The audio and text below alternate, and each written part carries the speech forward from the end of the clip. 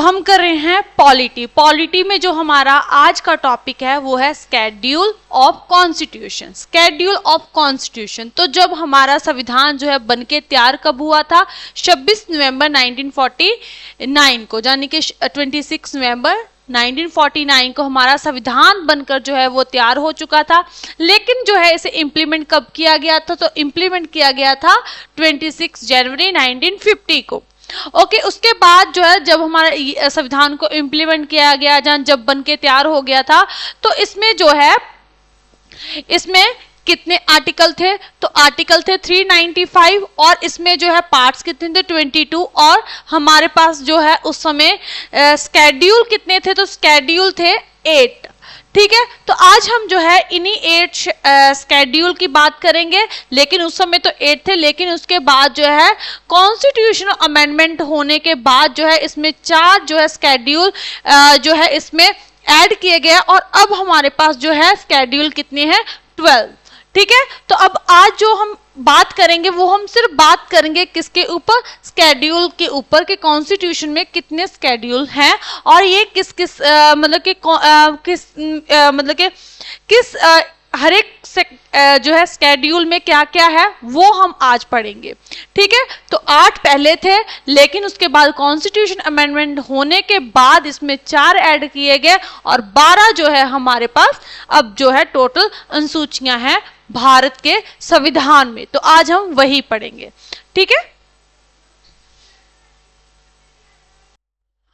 तो जो 4 जो है स्केड्यूल जो है वो 4 ऐड हुए। ठीक है, वो कब कब हुए पहले हम उसकी अमेंडमेंट कर लेते हैं कि कॉन्स्टिट्यूशन जो है कॉन्स्टिट्यूशन अमेंडमेंट हुई और कब वो ऐड किए गए, तो वो हम करते हैं। सबसे पहले फर्स्ट अगर हम बात करें, यानी कि जो मतलब 9 नंबर वाला होगा फर्स्ट अमेंडमेंट। ठीक है ना, फर्स्ट अमेंडमेंट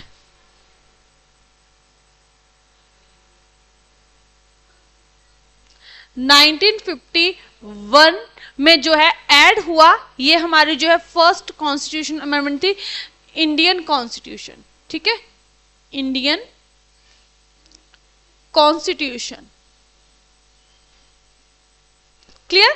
तो फर्स्ट अमेंडमेंट हुई होती है, यानी कि पहली संवैधानिक शोध कब हुई थी? 1951 में हुई थी, 1951 में जो है भारतीय संविधान में। और उसके द्वारा जो है ये जो है क्या कह सकते हैं, जो हमारा स्केड्यूल था वो ऐड किया गया। उसके बाद ये तो हो गया 9th, मतलब अगर हम बात करें स्केड्यूल की तो ये कौन सा हो जाएगा? 9th, क्योंकि 8 तो पहले ही थे ना, 8 पहले ही थे, तो एक ऐड हुआ, तो एक के बाद जो है 8 के बाद कौन आएगा? 9। उसके बाद जो है 10th जो है कौन सा हुआ? 52nd amendment. ठीक है, 52nd अमेंडमेंट कब होती है? 1985 में, 1985 में। ओके, तो 1985 में इंडियन कॉन्स्टिट्यूशन में ये अमेंडमेंट होती है और इसके द्वारा जो है ये 10th जो था, ठीक है, ठीक है, तो ये 10th हो गया। तो 10th शेड्यूल जो है वो इस अमेंडमेंट के द्वारा जो है ऐड किया गया हमारे कॉन्स्टिट्यूशन में। उसके बाद जो है 73rd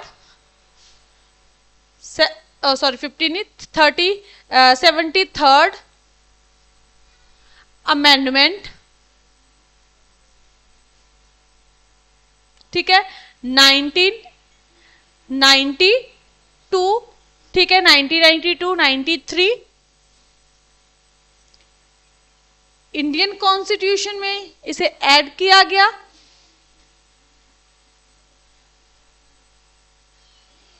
ठीक है, इसे ऐड किया गया और ये कौन सा शेड्यूल बना? तो फिर ये जो है बनता है।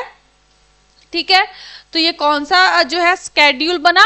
तो ये 11 जो है स्केड्यूल बनता है। उसके बाद 74 अमेंडमेंट होती है, 74 amendment. Okay, 1992, 93 Indian constitution.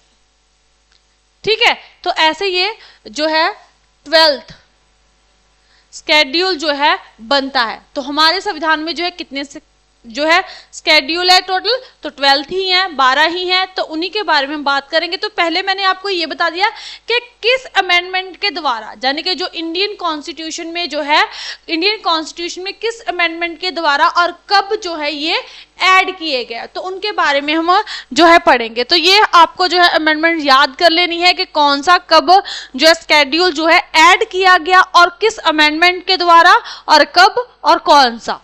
Clear.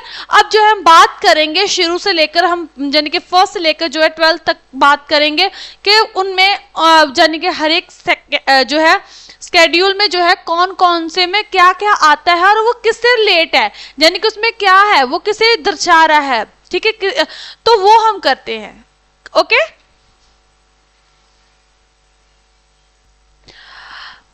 तो हम करेंगे अब शेड्यूल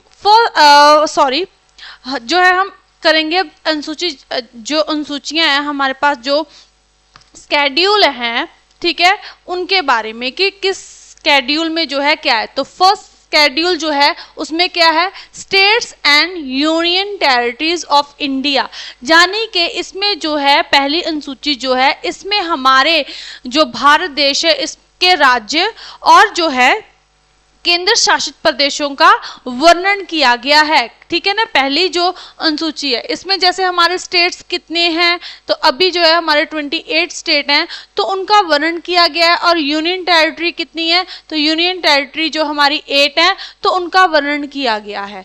ओके, सेकंड जो है स्केड्यूल में जो है क्या है, तो सेकंड में जो है सैलरीज एंड फंड्स के बारे में बात की गई है। किनके फंड्स के बारे में, जैसे प्रेसिडेंट हो गए, वाइस प्रेसिडेंट हो गए, पीएम हो गए, सीएम्स हो गए, गवर्नर्स हो गए, ठीक है, सुप्रीम कोर्ट जजेस हो गए, हाई कोर्ट जजेस हो गए, और विधान परिषद जो है उनके सभापति हो गए, यानी कि जो उनके स्पीकर होंगे, चेयरमैन होंगे, उनके जो होंगे, तो राज्यसभा, लोकसभा, इनके मेंबर्स हो गए। तो मतलब कि इनके जो सैलरीज होंगी क्या होंगी और इनके जो फंड्स होंगे, कौन कौन से इन्हें फंड्स मिलेंगे, तो उनके बारे में जो है जो हमारा सेकंड जो स्केड्यूल है उसमें जो है वेरवा दिया गया है। उसके बाद हमारा जो थर्ड स्केड्यूल है उसमें जो है क्या है, ऑथ के बारे में, कि जो जैसे हम कहते हैं ना कि राष्ट्रपति को कौन जो है ऑथ दिलाता है, जहाँ वाइस प्रेसिडेंट को कौन ऑथ दिलाता है, पीएम को कौन, सीएम को, फिर वाइस प्रेसिडेंट, मतलब अगर हम बात करें तो गवर्नर को। तो जो ऑथ की प्रक्रिया होगी, कौन किसे जो है ऑथ दिलाएगा, उसके संबंध में जो है हमारा थर्ड स्केड्यूल है। उसके बाद जो है हमारा फोर्थ स्केड्यूल आ जाता है। तो इसमें क्या है कि स्टेट्स एंड यूटीज, यानी कि जो हमारे राज्य हैं और केंद्र शासित प्रदेश हैं, तो फोर्थ में जो है क्या है कि इनमें जो है इन प्रदेशों में जैसे जो राज्य होंगे, केंद्र शासित प्रदेश होंगे, उनमें जो है राज्यसभा जो सीट्स होंगी, जो राज्यसभा की सीट्स होंगी, कैसे डिवाइड की जाए इनके बीच में, कि कौन से स्टेट को कितनी सीट्स मिलनी चाहिए राज्यसभा में, और जो है यूटीज जो है हमारे जो यूनियन टेरिटरीज है उसमें कितनी सीट्स होनी चाहिए और किस यूटी को कितनी सीट्स देनी चाहिए।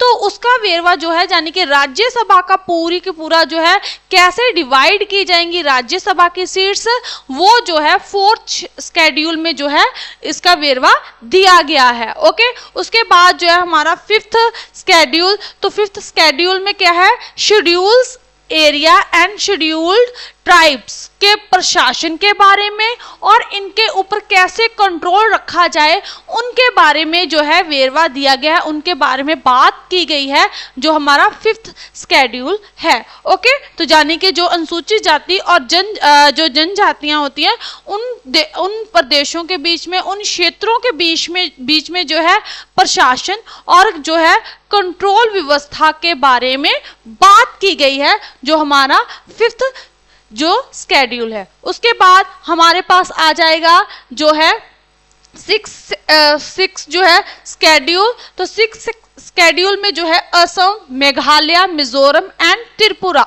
ठीक है। ये क्या है, ये जो है ये है एसटी, मतलब एसटी मतलब जानेंगे शेड्यूल्ड ट्राइब्स के बारे में, यानी कि ये शेड्यूल्ड ट्राइब है।